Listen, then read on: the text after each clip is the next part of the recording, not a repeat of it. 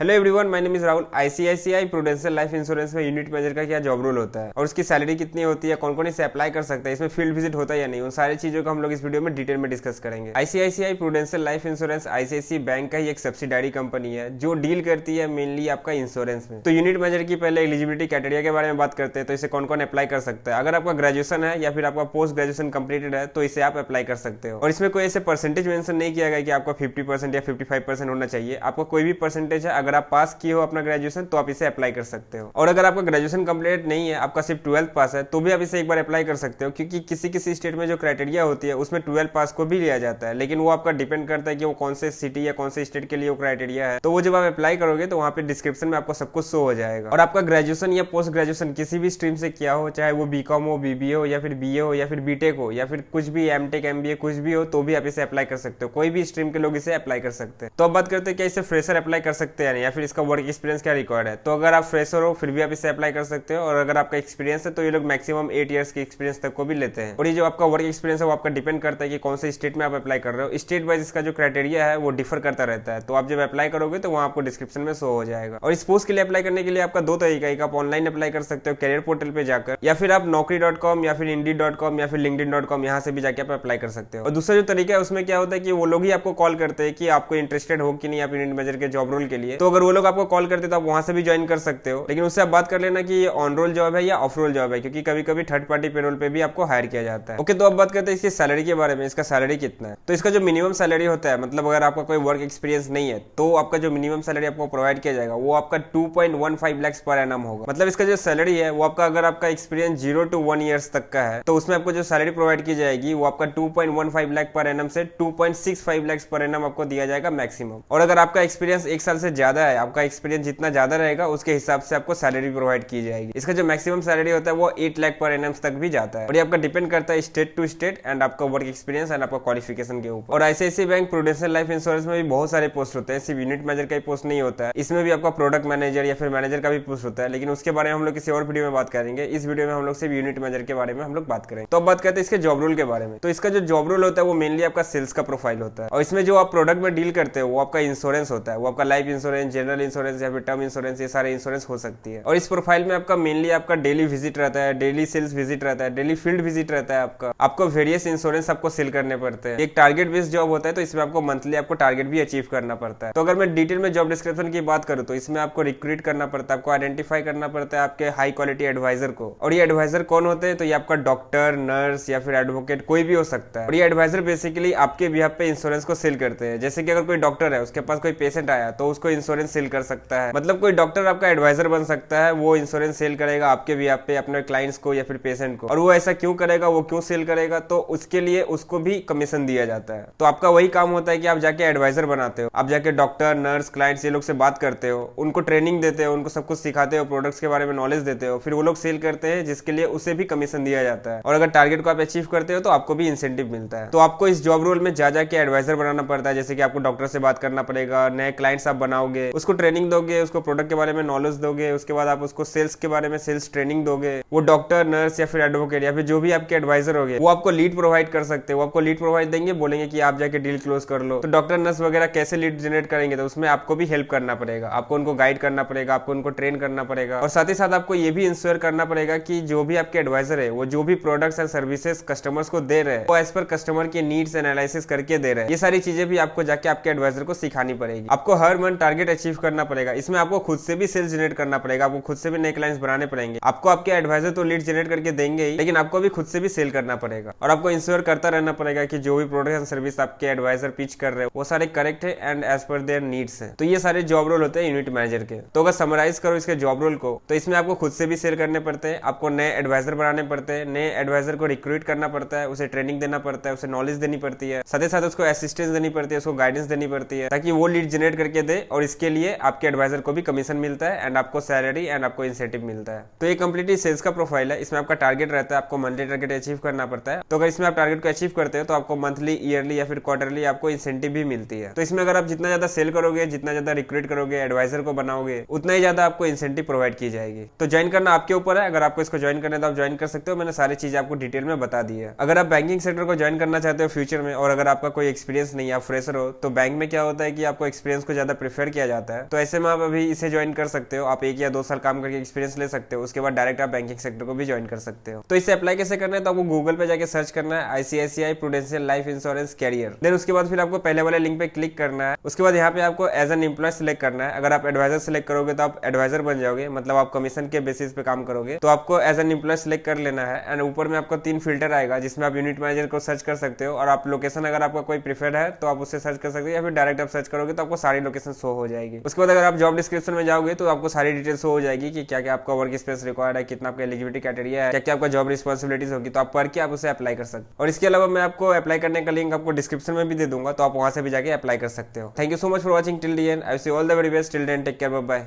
Jai Hind.